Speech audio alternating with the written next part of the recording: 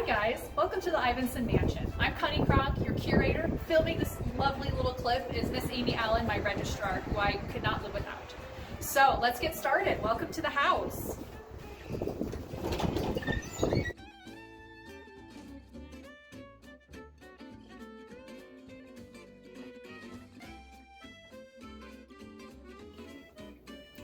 The Ivinson Mansion was built by Edward and Jane Ivinson in 1892 for the total sum of $40,000. Included were all of the modern amenities, including hot air heat, electric lights, running water, and sewage. It is often wondered why it took the Ivinsons 24 years to build their much larger home. One theory has to do with Edward running for Wyoming state governor in 1892, and perhaps he would have used his home as the governor's mansion.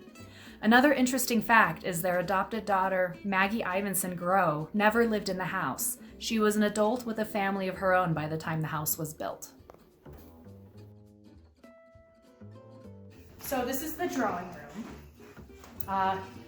Many people wonder, what is a drawing room anyways? It's kind of a silly term, it seems.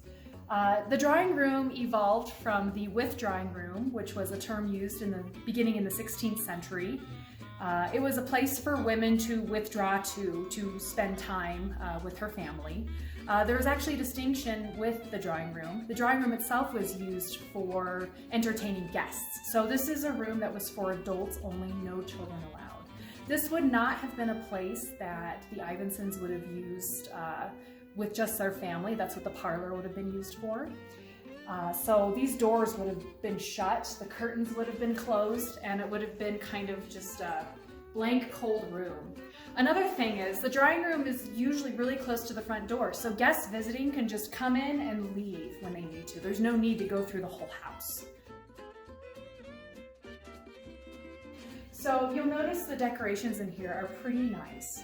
This is a place where a lot of the expensive antiques and nice furniture would have been. Not necessarily the most comfortable, but when you're inviting your friends to come have tea, you want them to see the really fancy things you had. Today you see that we have pictures of the family, and that is to serve for our tours.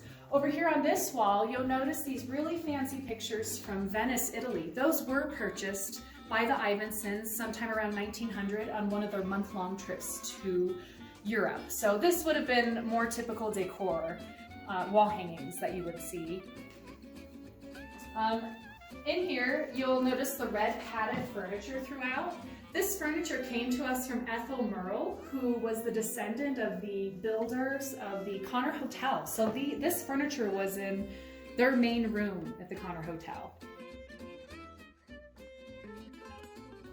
So in the drawing room, if you look around, you'll notice there are elements of Victorian Orientalism. There was a huge interest in Eastern cultures during this time period because there was a lot of colonization of a lot of these cultures, namely India.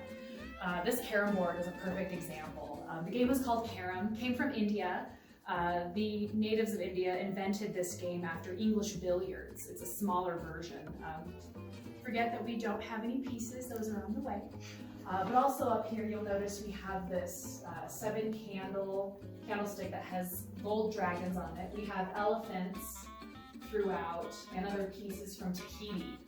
So there was just this huge interest in other cultures.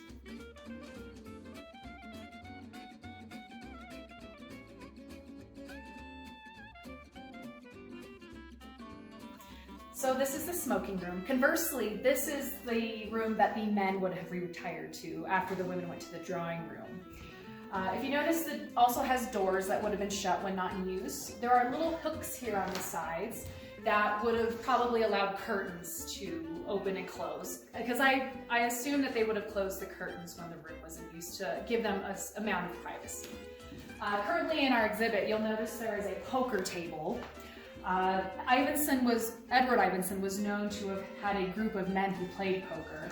This really cool cane was gifted to Ivinson in 1921. I'm not sure by who, but I don't know if you can see the inscriptions on there, but there are a list of names, and these are the men who were a part of Ivinson's poker group.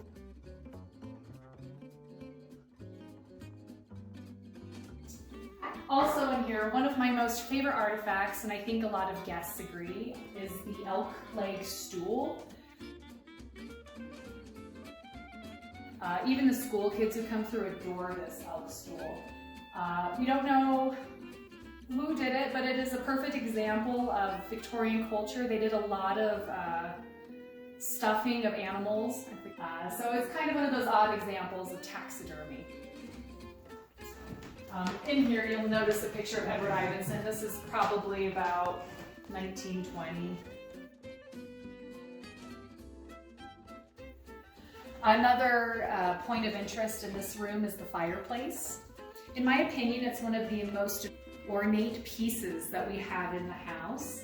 If you'll notice all of the very detailed carvings along the bottom of the mantle and around the top. This fireplace originally was in the officers' quarters of Fort Sanders, and it came to us after the building was designated a museum. Over here, we have a Hjorth cabinet. It's a bar. John Hjorth was a Swede who was imprisoned at the territorial prison for writing a bad check. And he was there for a little over a year. And he had carved something like 33 pieces. And we have the largest collection of his pieces here in the mansion.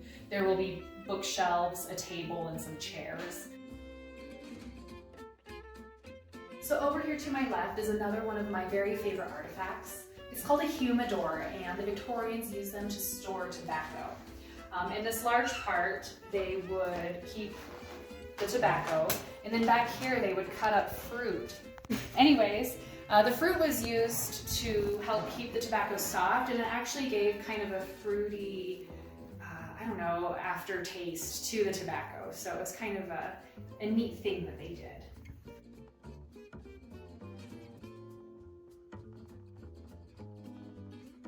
So this is the room we refer to as the first floor foyer. Many of you who have been in here may remember there was a table right here. It was carved by John Hjorth also. That has moved elsewhere. We put a little seating area in here, and some Victorian homes would have a space like this to invite people coming to visit the Ivinsons to sit without having to open the drawing room or bring them all the way into the parlor. Another interesting Victorian custom is when guests would come and hope to meet with the Ivinsons, they would often leave a calling card, and the butler would collect these on a silver platter. And if you note, there's quite a few in here from actual citizens of Laramie from the early times. And these would be given to Edward or Jane Ivinson to tell them who came to see them.